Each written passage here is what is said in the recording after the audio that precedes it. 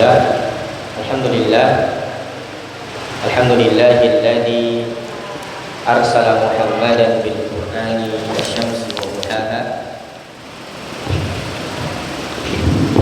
Thumma talahu bi sunnatihi fakanat kal qamari idza talaha.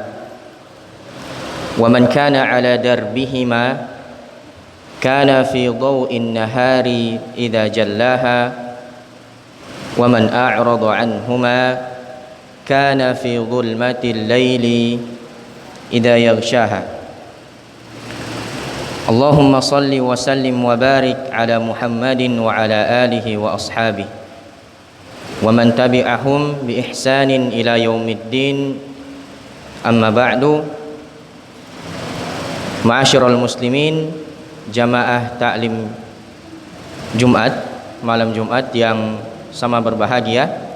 Alhamdulillah, kita bersyukur kepada Allah Subhanahu wa taala karena masih diberikan kesempatan untuk bisa menghadiri salah satu rumah dari rumah-rumah Allah Subhanahu wa taala dalam rangka mengikuti kajian rutin yang diadakan pada setiap malam Jumat ini. Semoga kita senantiasa berada pada kebaikan-kebaikan, begitu juga saudara-saudara kita, keluarga-keluarga kita, semoga tetap berada atau senantiasa disibukkan dengan kebaikan-kebaikan dan terjauh dari segala sesuatu kemaksiatan dan gangguan setan. Alhamdulillah, kami selaku mahasiswa Stiba Makassar, alhamdulillah diamanahkan oleh Ustadz Putra, juga diberikan kesempatan kepada kami untuk kemudian bisa mengisi kajian yang diadakan pada malam hari ini. Kami sendiri sudah punya muqarrar atau kitab yang menjadi fokus kajian yang akan kami kaji, yaitu kitab Tadabbur Surah Al-Qasas yang dikarang atau ditaklif oleh Syekh Nasir Al-Umar atau Syekh Nasir bin Sulaiman Al-Umar.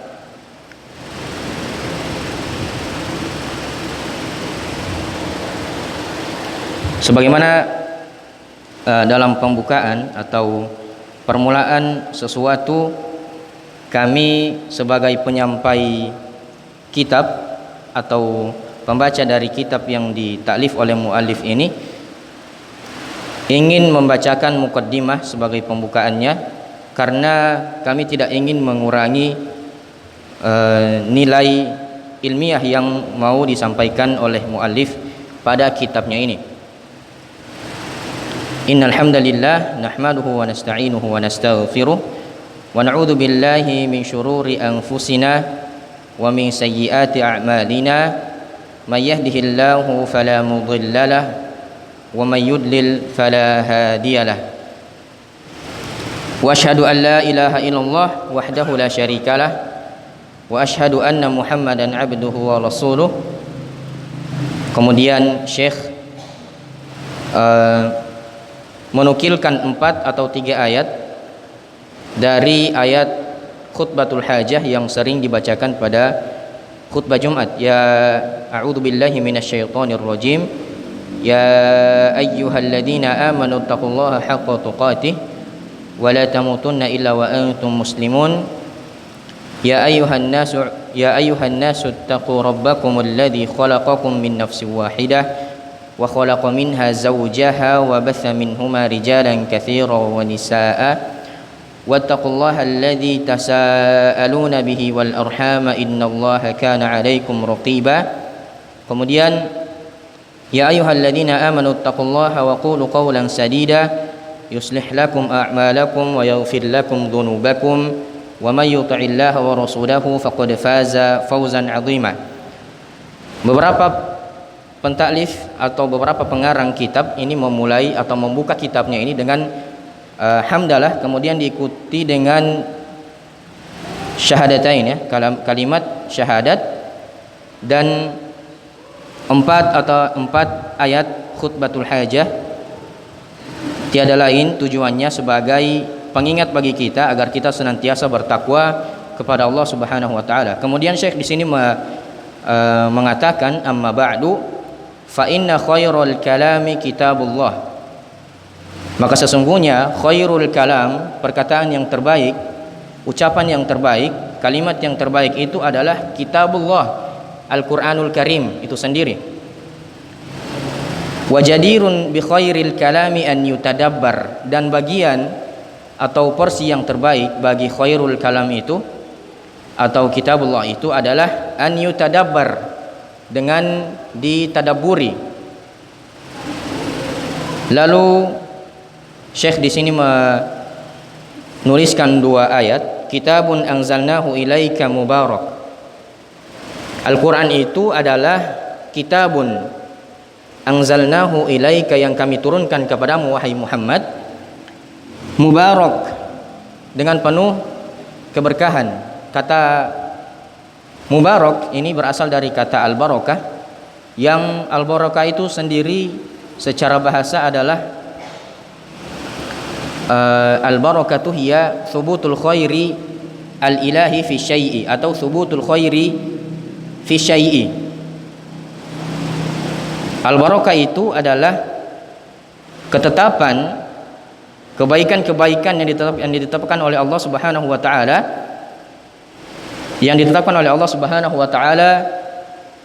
pada sesuatu. Jadi kalau Allah Subhanahu wa taala mengatakan atau mensifati sesuatu itu dengan sifat atau kata al-barakah, maka maknanya sesuatu tersebut mengandung keberkahan-keberkahan yang banyak. Kami nukil salah satu ayat, inna awwala baiti wudi'a lin-nasi lalladzi bi Bakkata mubaraka. Inna awwala baitin, sesungguhnya rumah pertama yang diletakkan bagi manusia, lalladzi bi Bakkata mubarakah, itu adalah Baitullah yang berada pada Bakkah, yang ada pada Makkah. Kemudian Allah Subhanahu wa taala mensifati Makkah itu dengan mubarakah, sesuatu yang diberkahi. Kenapa Allah Subhanahu wa taala mensifati kota Makkah ini dengan keberkahan? Padahal jika kita perhatikan dalam surah lain, ketika di mana Nabiullah Ibrahim meninggalkan keluarganya di dekat Baitullah, sebagaimana firman Allah Subhanahu wa taala, inni askantu min dzurriyyati biwadin ghairi dzi zar'in. Sesungguhnya aku meninggalkan keluargaku biwadin, di sebuah lembah, ghairi dzi zar'in, yang pada lembah tersebut ghairi dzi zar'in sama sekali tidak memiliki tumbuh-tumbuhan. Artinya tempat tersebut betul-betul kering, tidak ada tanda-tanda kehidupan sama sekali.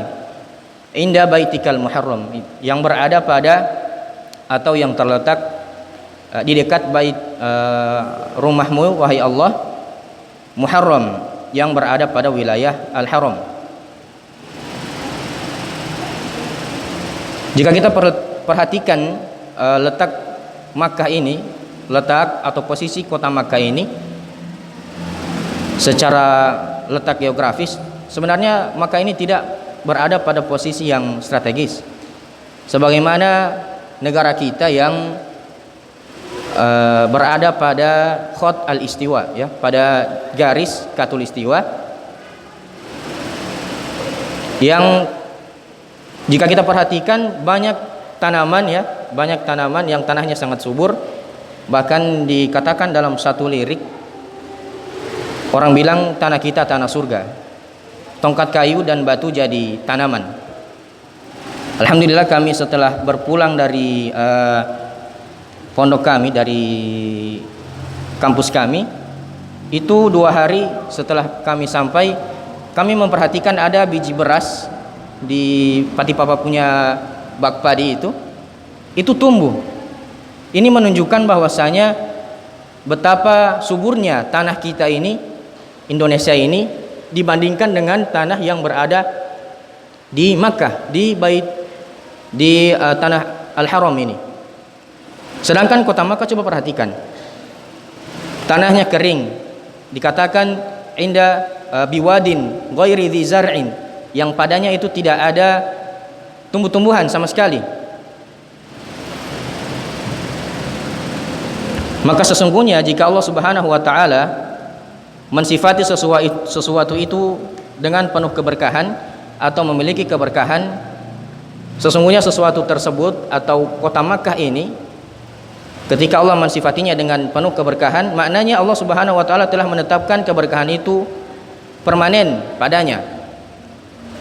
Kira-kira apa saja keberkahan yang terdapat di kota Makkah ini?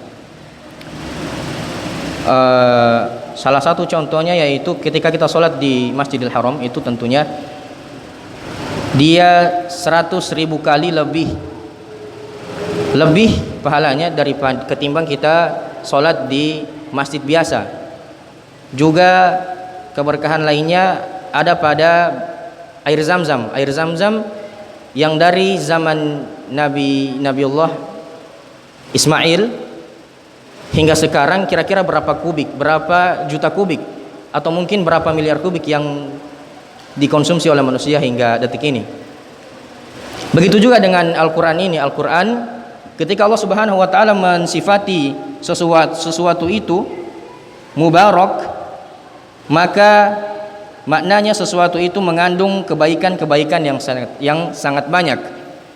Liyatadabbaru ayatihi wa liyatadzakkara ulul albab, agar ditadabburi dan menjadi peringatan untuk orang-orang yang berpikir. Apalagi Syekh di sini menekankan hatta la naqa'a fima waqa'a fihi al-munafiqun, agar kita tidak terjerumus pada sesuatu tersebut orang-orang munafik ini telah jatuh. Jadi kita ditekankan oleh Syekh di sini agar kita tidak terjatuh pada lubang yang sama yang dialami oleh orang-orang munafik. Fa'atabahu Allahu asyaddal itab, maka Allah Subhanahu wa taala menghinakan mereka dengan sehina-hinanya, dengan sebenar-benarnya kehinaan. Kemudian Syekh menukil ayat afala yatadabbaruna al-Qur'an, apakah mereka tidak mentadabburi Al-Quran? Am ala qulubin aqfaluha, ataukah karena hati-hati mereka ini telah tertutup? Seorang muslim itu seharusnya memiliki interaksi khusus dengan Al-Quran. Kenapa demikian? Karena salah satu tanda atau salah satu indikasi jauhnya seorang hamba itu dari hidayah Allah Subhanahu wa taala adalah terletak pada interaksinya pada Al-Quran. Berapa banyak dia menghabisi harinya, maksudnya menghabisi waktunya dalam sehari, itu kira-kira dia lebih banyak menghabiskan waktunya dengan apa? Kira-kira dia menghabiskan waktunya dengan Al-Quran atau dengan Android-nya atau dengan gadget-gadgetnya? Maka sudah sepantasnya seorang muslim itu memiliki interaksi khusus berupa tadabbur dengan Al-Quran, karena Al-Quran ini mengandung pedoman, tujuan, serta tutorial seperti wudhu, tutorial berumah tangga, tutorial bermasyarakat, yang tujuannya sebenarnya untuk meningkatkan kualitas hidup mukmin itu sendiri. Karena innallaha yarfa'u bihadzal kitabi aqwaman, sesungguhnya Allah Subhanahu wa taala meninggikan suatu kaum dengan kitab ini, yaitu Al-Quran, wa yad'u bihi akharin, dan menghinakan atau merendahkan kaum yang lain dengan kitab ini. Am ala qulubin aqfaluha. Nah, inilah salah satu alasan kenapa kita harus memiliki interaksi khusus dengan Al-Quran. Am ala qulubin aqfaluha, apakah hati-hati mereka telah tertutup? Maka seseorang yang memiliki interaksi khusus dengan Al-Quran, maka sesungguhnya dia memiliki hati yang terbuka, hati yang dilampangkan oleh Allah Subhanahu wa taala untuk kemudian mentadabburi Al-Qur'an, menerima dan mudah untuk mengetahui makna-makna dan kandungan-kandungan yang terdapat dalam Al-Qur'an.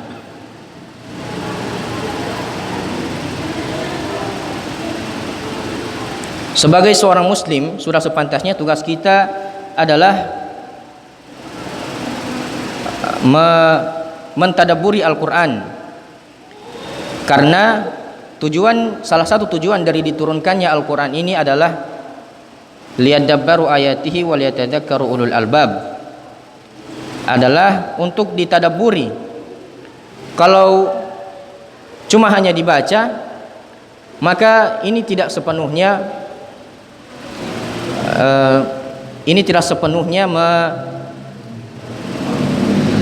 menghimpun tujuan dari Al-Quran ini.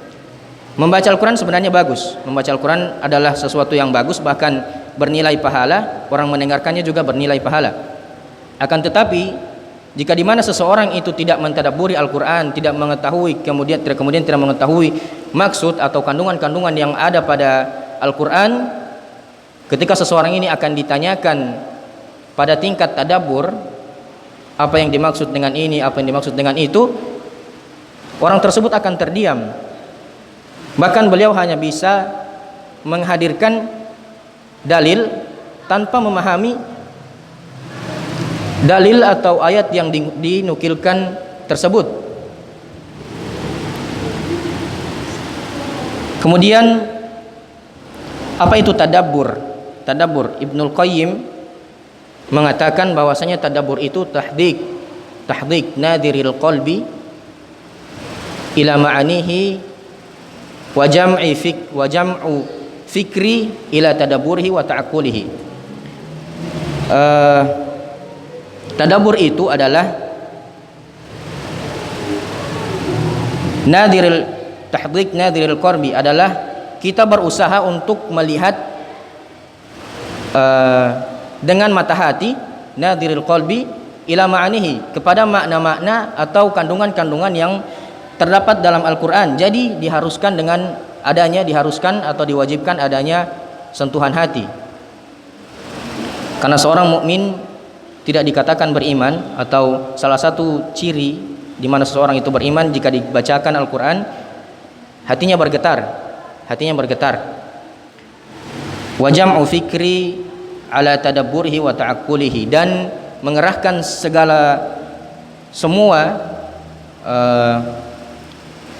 semua pikiran atau fokus pada makna-makna atau tafsir-tafsir juga tadabbur yang dimaksudkan dalam ayat-ayat Al-Quran. Jadi bukan cuma dibaca, harus ada pemahaman atau harus ada yang kita pahami dari ayat Al-Quran tersebut. Salah satu dosen saya, alhamdulillah, ketika kami berada di kampus, kami ingat sekali namanya Ustadz siapa? Astagfirullah.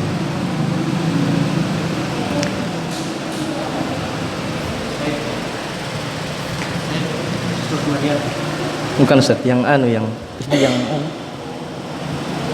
ketika itu beliau menyuruh kami untuk menamatkan bacaan terjemah Al-Quran, agar kami selaku semester 4 bisa kemudian memahami apa yang terkandung dalam Al-Quran. Bahkan beliau hafizahullah ini mensyaratkan kami bagi yang mau mengikuti ujian akhir harus menyelesaikan bacaan terjemahannya. Masya Allah. Dan karena beliau, alhamdulillah, kami mengetahui ternyata banyak kisah-kisah yang tidak kami ketahui dalam Al-Quran. Masya Allah. Dan Ibnul Qayyim ini dalam seperti yang dikatakan Ibnul Qayyim, tadabbur itu adalah mengerahkan segala pikiran untuk mengetahui makna-makna atau kandungan-kandungan yang terdapat dalam Al-Quran. Maka inilah yang disebut dengan haqqut tilawah, yatlunahu haqqut tilawati.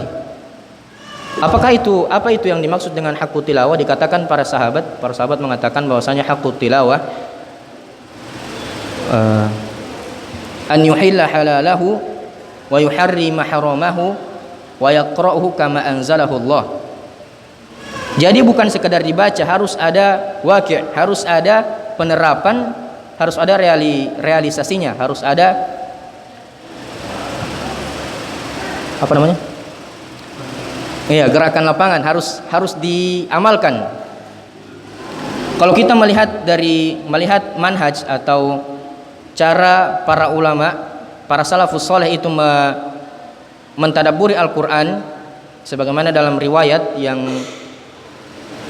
beberapa riwayat yang diriwayatkan oleh Imam Malik dari sahabat Ibn Umar, beliau mengatakan bahwasanya Amirul Mukminin Umar bin Khattab itu menyelesaikan atau mengkhatamkan surah Al-Baqarah itu kurang lebih selama 12 tahun. Bukan karena Umar bin Khattab ini punya aktivitas lain selain mentadabburi Al-Quran atau disibukkan dengan aktivitas lainnya, akan tetapi Umar bin Khattab ini atau di antara cara-cara para salafus saleh dulu, mereka tidak melewati 10 atau 5 ayat kecuali mereka telah mengetahui makna dan kandungan-kandungan yang terdapat dalam ayat tersebut. Bahkan Umar bin Khattab setelah mengkhatamkan surah Al-Baqarah, beliau menyembelih unta sebagai tanda bahwasanya ini adalah hakut tilawah, dengan benar-benar membaca dengan adanya waqi' atau penerapan pada apa yang dipelajari atau yang dibaca. Kemudian kami bacakan salah satu perkataan Ibn Mas'ud juga sebagai penutup dari muqaddimah yang ditulis oleh Syekh Nasir bin Sulaiman. Ibnu Mas'ud mengatakan di sini, inna sa'uba alaina hifdzu alfadil Qur'an. Sesungguhnya kami para sahabat ini dulu susah sekali menghafalkan lafaz-lafaz Al-Qur'an. Jadi tidak semua kalangan sahabat itu dia menghafalkan Al-Qur'an, tidak semua mereka hafid. Tapi tentunya ini tidak boleh dijadikan legitimasi atau alasan untuk kemudian jika ditanyakan kenapa tidak hafal Al-Qur'an, para sahabat tidak berhafal, ada orang-orang tidak semuanya penghafal. Bukan begini ya, bukan seperti itu maksudnya. Tapi kami mau menyampaikan maksud dari Ibn Mas'ud ini, inna sawba alaina hifdzu alfadil Qur'an wa sahula alaina al-amala bihi, dan kami dalam mengamalkan Al-Qur'an ini itu begitu mudah. Kemudian dikatakan wa inna man ba'dana yashulu alaihim hifdzul Qur'an wa yas'ubu alaihim al-amalu bihi, dan akan datang setelah zaman kami ini, kata Ibn Mas'ud, orang-orang yang mudah menghafalkan Al-Qur'an dan susah bagi mereka untuk mengamalkan Al-Qur'an. Kemudian kami akan membacakan halaman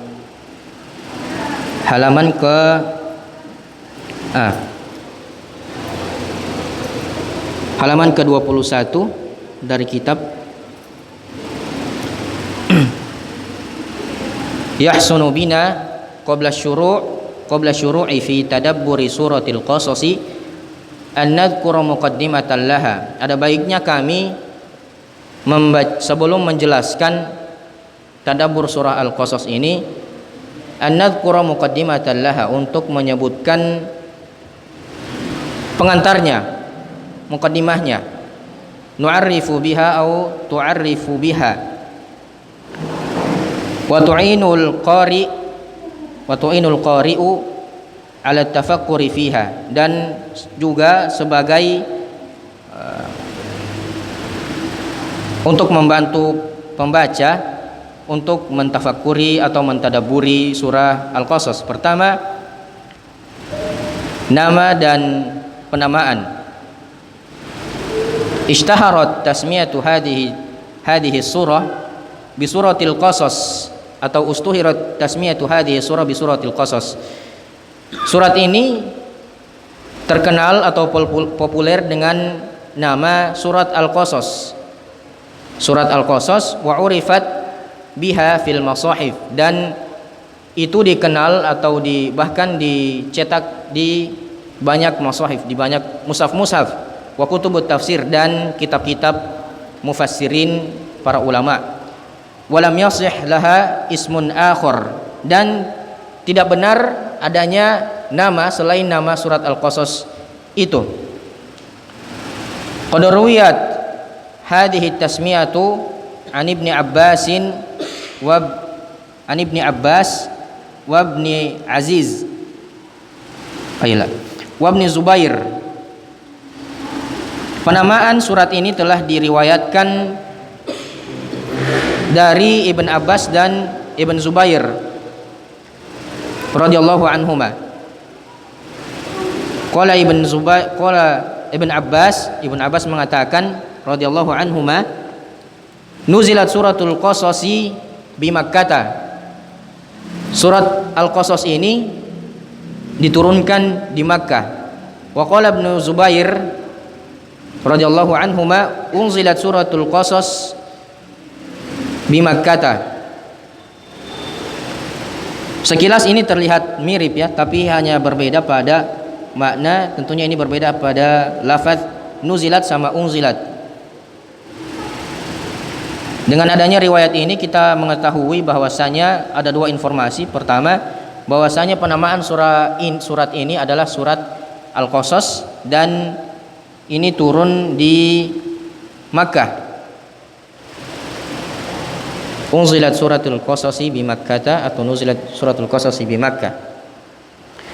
Wa qad sumiyat suratul Qasas bidzalik, dan surat Al-Qasas itu dinamakan dengan surat Al-Qasas karena listimaliha alaihi fi qawlihi ta'ala, karena di dalamnya itu terdapat perkataan falamma ja'ahu wa qassa alaihi al-qasasa qala la takhaf najauta minal qaumid zalimin.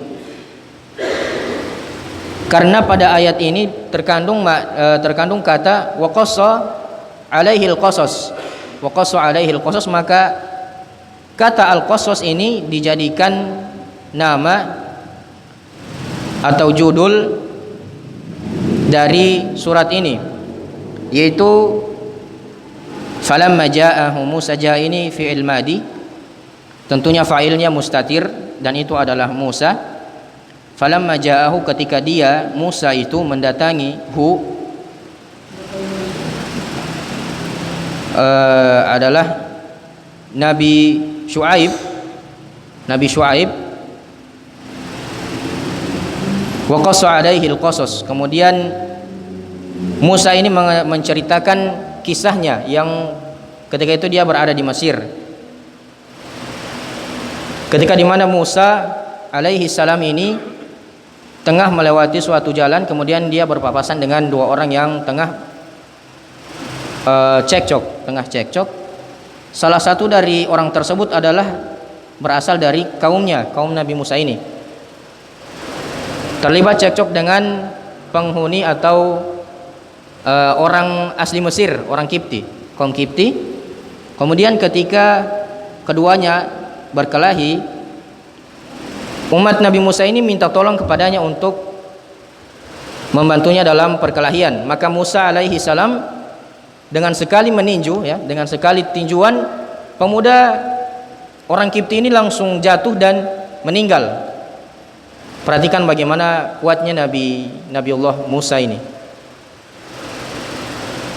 Begitu juga ketika di mana Nabi Musa ini membantu salah satu anak dari Nabi Syuaib ketika memberikan minum para gembalanya, memberikan minum gembalanya,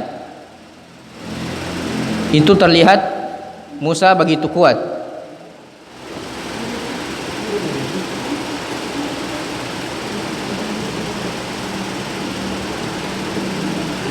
Kemudian ketika terjadi peristiwa ini, maka orang Kipti mencari-cari kira-kira siapa yang menjadi pelaku pembunuhan orang Kipti ini.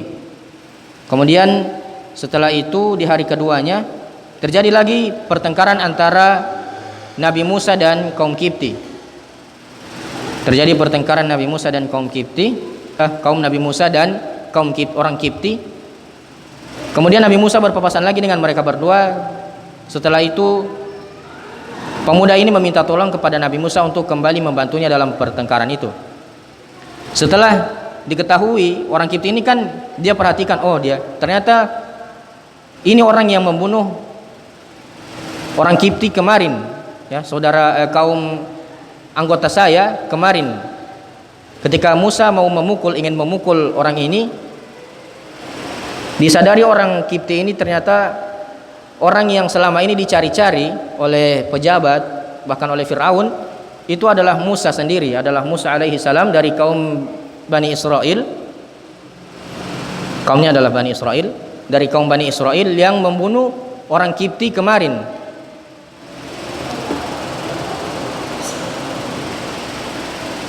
Maka seketika itu Musa meninggalkan kota Mesir karena dia sudah dicari-cari oleh orang-orang Mesir, mau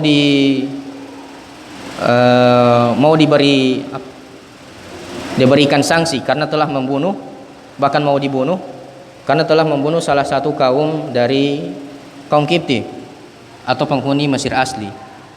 Maka inilah cerita yang diceritakan oleh Musa kepada Nabi Syuaib itu. Wa qassa alaihi al-qasasa qala la takhaf. Kemudian Nabi Syuaib mengatakan, janganlah kamu takut, najauta minal qaumidh dhalimin. Sesungguhnya kamu telah selamat dari orang-orang yang zalim. Kemudian Syekh di sini mengatakan, qala Ibnu Asyur, fal qasasul ladzi udifat ilaihi surah huwa qasasu Musa alladhi qassahu ala Syuaibin alaihi assalam fima laqiyahu fi Misr.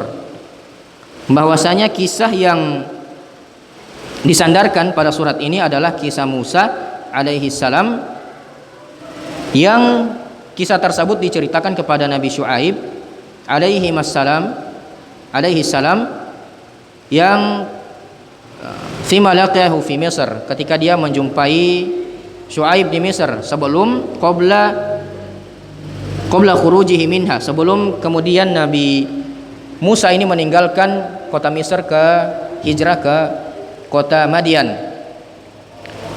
Falamma hukiya fi surah ma qassa Musa kanat hatahu surah zata qasasin li hikayati qasas. Maka ketika Musa menceritakan peristiwanya yang terjadi di Mesir, maka ini diambil sebagai penamaan dari surah ini.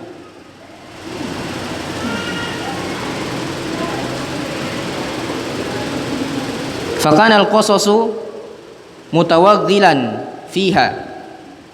Jadi dalam surat ini mengandung, akan banyak kita jumpai kisah-kisah selain dari kisah Nabi Syuaib dan kisah Nabi Musa, ataupun kisah Nabi Musa bersama Fir'aun. Wa ja'a lafdhu al-qasas fi surati Yusuf, dan lafaz al-qasas ini sebenarnya telah muncul di surah Yusuf. Walakin surat Yusuf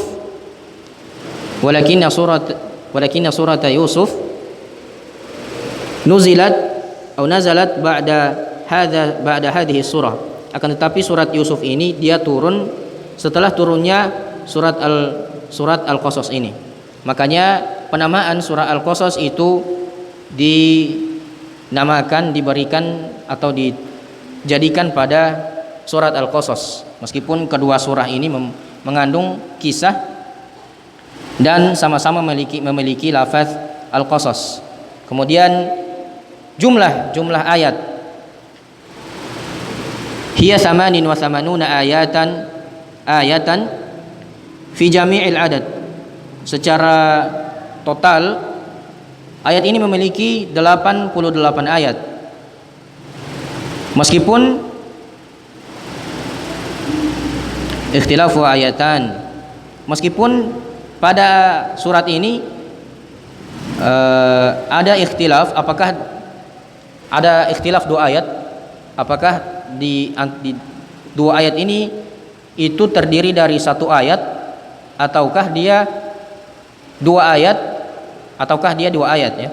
Pertama, ayat yang pertama yaitu pada ayat yang pertama Ta sin mim, itu apakah dia bersambung dengan ayat sebelumnya? Addahal kufiyyu walam yu'adduha al-baqun.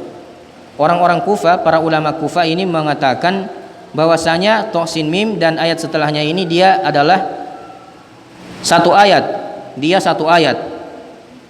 walam yu'adduha al-baqun. Dan selain daripada ulama-ulama Kufah ini mengatakan bahwasanya ayat pertama dan ayat kedua ini ini adalah dua ayat ya, bukan satu ayat yang bersambung. Kemudian pada ayat ke-23 minan nasi yasqun, itu dengan ayat selanjutnya lam yu'addihal kufiyyu wa'addaha al-baqun. Orang-orang Kufah ini beranggapan bahwasanya minan nasi yasqun ini satu ayat dan ayat selanjutnya itu adalah ayat yang lain. Sedangkan selain orang Kufah, selain ulama-ulama Kufah itu mengatakan, berpendapat bahwasanya surat ayat yang ke-23 ini dan ayat ke-24 adalah satu ayat yang tergabung.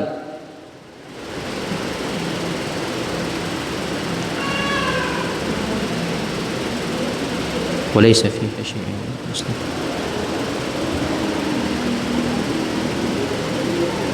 Ya, meskipun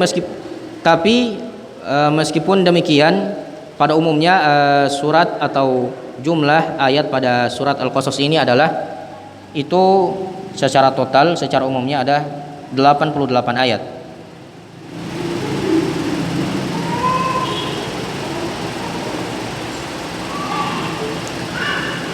Waktu turunnya surat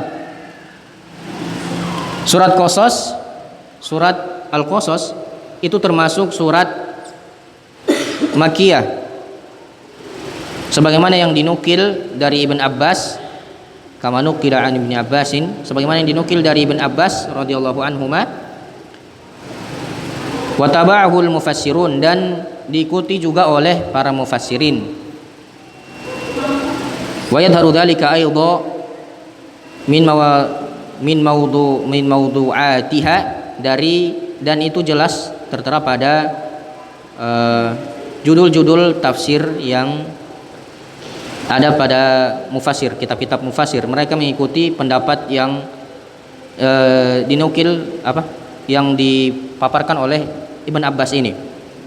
Surat ini termasuk surat Makkiyah, akan tetapi walakinna ukuli bagi ayat minha, walaupun beberapa ayat dalam surat ini masih menjadi polemik, masih terdapat perbedaan pendapat. Mengenai dalam ayat ke 85, innalladzi farada 'alaika al-Qur'ana la radduka ila ma'adin, radduka ila ma'adin.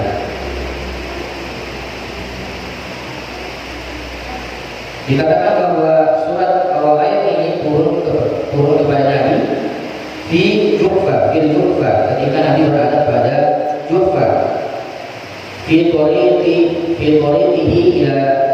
ila al-Madinati al-Hijrah.